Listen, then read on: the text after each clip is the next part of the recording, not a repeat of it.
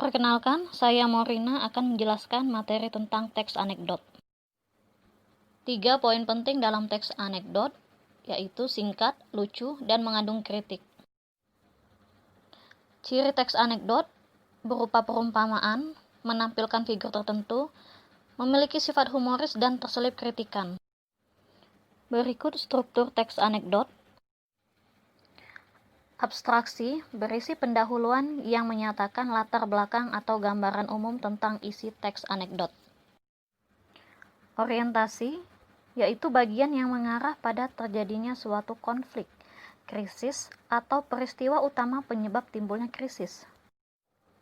Krisis berisi inti peristiwa suatu anekdot atau hal yang menggelitik dan mengundang tawa. Reaksi yaitu tanggapan atau respon atas krisis yang dinyatakan sebelumnya, berupa sikap mencela atau menertawakan. Koda, bagian yang menutup cerita dalam teks, dapat berupa persetujuan, komentar, ataupun penjelasan atas maksud dari cerita yang dipaparkan sebelumnya.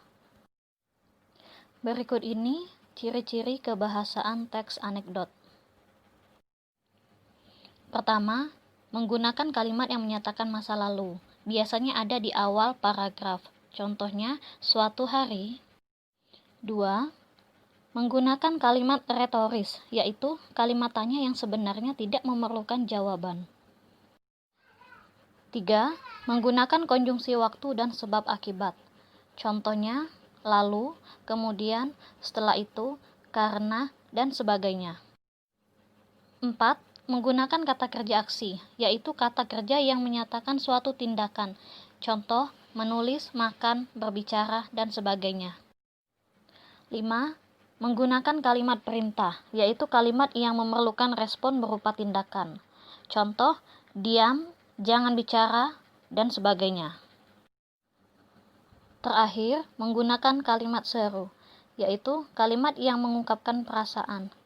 Wah, ih, oh, dan sebagainya.